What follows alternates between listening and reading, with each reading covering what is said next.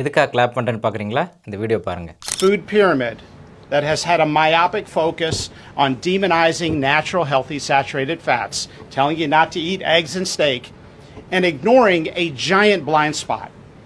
Refined carbohydrates, added sugars, ultra-processed food.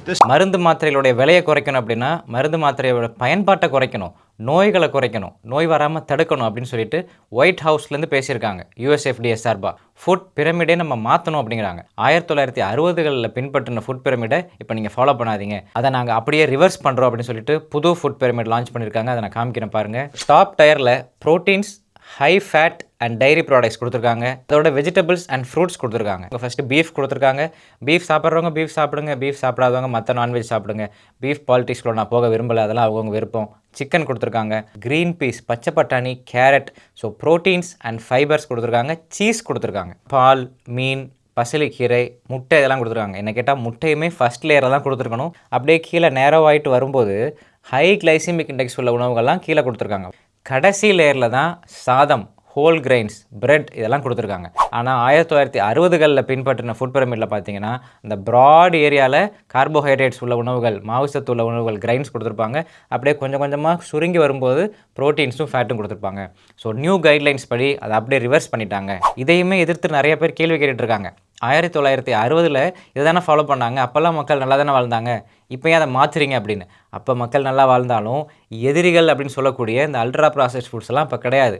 Daily போய் குடிக்கிறாங்களே விஷம் அப்போ கிடையாது. Cream biscuit, black forest cake, red velvet cake, fried rice, noodles, இந்த மாதிரி எதிரிகள்லாம் இப்போ கிடையாது. காலையில் பழைய சாதத்தை சாப்பிட்டு வேலைக்கு போவாங்க, சாயங்காலம் 7 மணிக்கெல்லாம் தூங்கிடுவாங்க.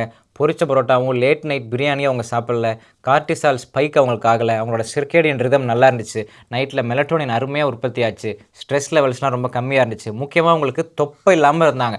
அதனால் அவங்க வெறும் சாதத்தை சாப்பிட்டு வாழ்ந்தாலும் இந்த மாதிரி வில்லன்கள் யாரும் அவங்கள வந்து பாதிக்காமல் இருந்தாங்க.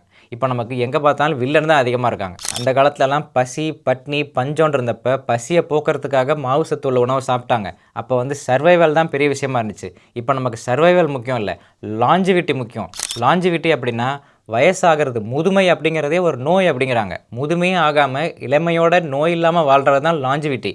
லாஞ்சிவிட்டி நோக்கி நம்ம போயிட்டு இருக்கும்போது காலத்திற்கு ஏற்ற மாற்றம் தான் USFDA இன்றைக்கி அறிவிச்சிருக்கிற புது ஃபுட் பிரமிட். இதை ஃபாலோ பண்ணோம்னா மெட்டபாலிக் டிசீசஸ் வராமல் நம்ம தடுக்க முடியும். டயபெட்டிக் ரெமிஷன் பாசிபிள், ஃபேட்டி லிவரையும் ரிவர்ஸ் பண்ண முடியும். எல்லாத்தையும் மாற்றணும், ஒரே நாளில் மாற்றணும்னா சத்தியமாக முடியாது. ஃப்ரைட் ரைஸ், நூடுல்ஸ், பொரிச்ச பரோட்டா, மிட் நைட் பிரியாணின்னு சாப்பிட்ட பசங்க சிவாஜி ஐயா சொல்கிற மாதிரி அவன் மெதுவாக தான் வருவான், அவன் மெதுவாக தான் வருவான். நீங்கள் மெதுவாகவே வாங்க, ஆனால் வந்தால் மட்டும் போதும், அவசியம் வந்துடுங்க.